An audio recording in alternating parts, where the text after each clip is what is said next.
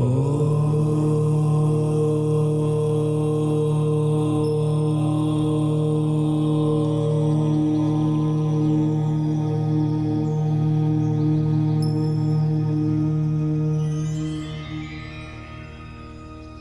भाई और बहनों,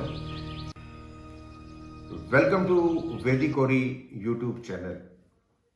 आज हम अपनी श्रृंखला को आगे बढ़ाते हुए एपिसोड नंबर 25 के बारे में डिस्कस करेंगे। और एपिसोड नंबर 25 जो है वो है कंजंक्शन। जो पुराने प्लैनेट्स कुछ रह गए थे, आज जो हम डिस्कस करने जा रहे हैं वो जो ग्रह है वो है शुक्र। शुक्र के बारे में मैं थोड़ा सा आपको बता दूं। वीनस ये ग्रह होता क्या है। शुक्र जो है आज के जमाने का भोग का कारक है। सबसे इंपॉर्टेंट ग्रह अगर आज की दृष्टि से देखें तो वो है शुक्र। शुक्र की एक फैमिली है, राक्षस प्रवृत्ति का ये ग्रह है, मगर सबसे शुभ ग्रहों में यह आता है। इसकी फैमिली में राहु, केतु, शनि और शुक्र, ये एक फैमिली है। राक्षस प्रवृत्ति की जो ये फैमिली है, इसका जो गुरु है वो है शुक्राचार्य। तो ये बहुत ही शुभ ग्रह है क्योंकि ये गुरु की प्रवृत्ति में इसको माना जाता है। शुक्राचार्य एक बहुत विद्वान गुरु थे और जितने भी राक्षस थे वो उनको अपना गुरु मानते थे।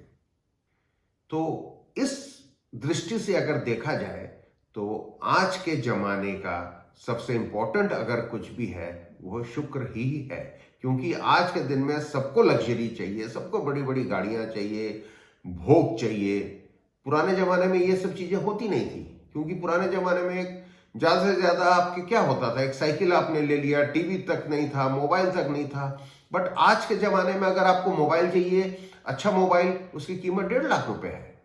तो इस वजह से मैं आपको बोलने जा रहा हूं, ये शुक्र जो है सबसे इंपॉर्टेंट ग्रह है आज के जमाने में। अब इसके कंजंक्शंस के बारे में मैं आपको विस्तार से थोड़ा जानकारी दूंगा।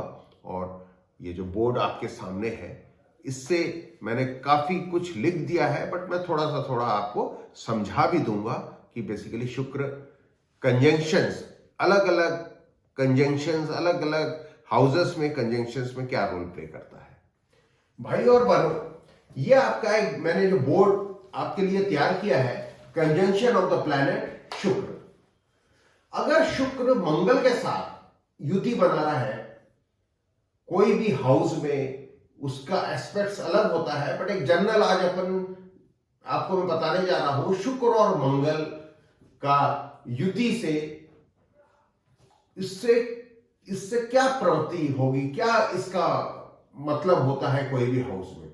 अगर शुक्र और मंगल एक साथ कहीं बैठे हुए हैं तो उसका मतलब यह है कि ये Shukra is a waterly planet and Mars is a firely planet. इसका मतलब यह हुआ कि ये वाटर का कारक है और ये फायर का कारक है, दोनों एक अलग कारक है। इस वजह से ये उतना शुभ नहीं इसको मानते, क्योंकि इसके एलिमेंट्स अलग हैं। बट इसमें क्या होता है, कोई भी बंदा जो है आप उसको बोल सकते हैं कि इनके मल्टीपल रिलेशंस होते हैं। Multiple relation in a sense कि इनकी कम से कम 3-4 अलग अलग फ्रेंड्स होती हैं, गर्लफ्रेंड्स होती हैं, रिलेशनशिप होते हैं, एक्स्ट्रा मैरिटल्स होते हैं। वो तब होता है जब ये 3rd, 7th और 11th हाउस में ये शुक्र और मंगल की युति हो। और ये जो शुक्र और मंगल है, इसको आप एक ऐसा भी बोल सकते हैं कि ये अट्रैक्शन ऑफ पावर है। ये एक भोग का बहुत बड़ा कारक है। Bondage of wife from the previous family, आपकी जो बॉन्डेज है वो पुराने जन्म में जो आपकी पत्नी रही है, इस जन्म में उनकी पत्नी से वो बॉन्डेज होगी। और एक अक्षर में अगर मैं इसको बोलूं तो ये एक भोग कारक है, प्लेजर का है। प्लेजर का कारक शुक्र को बोलते हैं। शुक्र और मंगल अगर हो तो ये एक भोग का कारक इसको कहते हैं। अब दूसरा अगर मैं लूं शुक्र और चंद्र, शुक्र और चंद्र की अगर युति होती है, वो जो बंदे होते हैं वो unsteady nature, the native will always doubt others. वो हमेशा एक उनको डाउट होता है दूसरे के लिए। वो कभी सेटिस्फाइड नहीं होते, हमेशा एक डाउट की प्रवृत्ति उनमें होती है। और बोथ आर फीमेल प्लैनेट्स। अगर ये जो एलिमेंट्स हैं, एक अच्छा है कि ये दोनों के दोनों इनके एलिमेंट्स एक ही हैं, both are the female planets. और ऐसे जो बंदे होते हैं वो इंटरेस्ट इन द पोइट्री, आप देखेंगे कि ऐसे बंदों की जो इंटरेस्ट वो पोट्री में उनके बहुत महारत हासिल होती है। उसी वजह से शुक्र और बृहस्पति, बृहस्पति मीन्स गुरु, ऐसे बंदे जो होते हैं, आप ये मान के चलिए शुक्र जो है ये एक गुरु है राक्षसों का, बृहस्पति जो है वो एक देवताओं का गुरु है। तो गुरु और गुरु दोनों अगर आपस में मिल गए, इनसे रिलीजियस बंदा आपको मिलेगा नहीं इस धरती में। ऐसे बंदे बहुत ही रेस्पेक्टफुल लाइफ लीड करते हैं, और दोनों गुरु जब एक घर में आ जाए तो फिर रिलीजियस का तो क्या कहना। तो ये एक बहुत ही अच्छी युति आप बोल सकते हैं। उसी हिसाब से अब मैं जो चौथा, शुक्र और शनि, अगर शुक्र और शनि की युति होती है, ये आप इसको ऐसा बोल सकते हैं कि this is very powerful sex compatibility, body powerful sexual compatibility. और ये एक बड़े रोमांटिक रिलेशनशिप में ऐसे बंदे होते हैं। ये रेडी टू फाइट चैलेंजेस, आपकी जिंदगी में जितने चैलेंजेस है ना, इनमें क्षमता होती है कि उसको फाइट करने की। और married life is serious of challenges, और इनकी जो मैरिड लाइफ होती है वो बड़ी चैलेंजेस से भरी हुई होती है। तो आप शुक्र और शनि की जो युति है, बेसिक जो एक ही फैमिली के हैं, बट इसके लाइफ में, इसकी जिंदगी में चैलेंजेस से भरी इनकी जिंदगी होती है। उसी हिसाब से अब शुक्र और राहु को मैं लूं, in different houses, different aspects, person wants to achieve the highest success. इसका मतलब यह होता है, अगर ये दोनों की दोनों युति हो, ऐसे बंदे अपनी जिंदगी में हाईएस्ट अचीवमेंट, हाईएस्ट मेरा कहने का मतलब एक सक्सेस वो अचीव करना चाहते हैं, और ऐसे बंदे अचीव करते भी हैं। और अगर ये युति अगर है तो आप मोटा मोटी कह सकते हैं कि person can go into the jewellery business. जैसे बड़े बड़े शोरूम्स होते हैं आजकल ज्वेलरी के, तनिष्क हो गया और बहुत सारे अलग ब्रांड्स हो गए, और फैशन मॉडलिंग, डिजाइनिंग, ऐसे फील्ड में अगर ऐसी युति किसी बंदे की कुंडली में होती है तो इनको इसमें सक्सेस बहुत ज्यादा मिलती है। उसी हिसाब से शुक्र और केतु, अब शुक्र और केतु अगर एक युति बना रहे हैं तो आप ये बोल सकते हैं, never be satisfied with the love. आपके लव में, आपकी मोहब्बत में ऐसे बंदे कभी सेटिस्फाइड नहीं होते, उनको सेटिस्फेक्शन मिलती ही नहीं है। कितना भी अच्छा प्यार हो जाए, कितना भी अच्छा, कितने भी लोगों से हो जाए, इनको सेटिस्फेक्शन नहीं मिलती। और ये बंदे जो होते हैं, dream of the perfect partner, ये हमेशा अपनी जिंदगी में अपना अच्छा पार्टनर की ड्रीम ही करते रहते हैं, और इनको सेटिस्फेक्शन तो कभी मिलती नहीं है।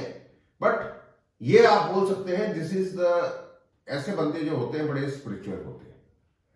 और आज मैं आपको एक चीज और, इसमें बहुत इंपॉर्टेंट चीज आपको मैं बता दूं, शुक्र भोग का कारक है, और अगर ये केतु के साथ है और 8वें घर में है, तो आप ये बोल सकते हैं भोग के समय आपकी कुंडलिनी शक्ति जागृत हो सकती है। भोग के समय मतलब when you are doing the sex, अगर आप सेक्स कर रहे हैं ऐसे बंदे और जिनका 8th हाउस में शुक्र और केतु है, तो वहां अगर उनकी कुंडलिनी शक्ति भोग करते समय जागृत हो सकती है। उसी हिसाब से हमें शुक्र और सूर्य को ले लूं, ऐसे बंदे जो होते हैं, there is a good knowledge of arts culture, इनकी जो नॉलेज होती है आर्ट और कल्चर में, उसकी तो कोई कल्पना ही मत आप करिए। सक्सेस इन द मीडिया, ऐसे बंदे मीडिया में बहुत बड़े सक्सेस होते हैं। जितने आज के दिन बड़े बड़े जर्नलिस्ट हैं, आप ये देखेंगे कि उनका शुक्र और सूर्य का युति किसी अच्छे हाउस में होगा, तभी उनकी सक्सेस उनको अपने मीडिया से मिली है। और मूवी, एक्टिंग, जितने बड़े बड़े स्टार्स हैं, आप देखेंगे कि उनकी युति, जितने बड़े बड़े एक्ट्रेस हैं, आप देखेंगे कि उनकी युति शुक्र और सूर्य में कहीं ना कहीं उनकी युति इसमें शुक्र और सूर्य की होगी। और इनकी good reputation in the society, इनकी सोसाइटी में बहुत अच्छी रेपुटेशन होती है ऐसे बंदों की। अब जो लास्ट जो बचा है वो शुक्र और बुध। ऐसे बंदे जो होते हैं वो excellent result in the finance and the profession.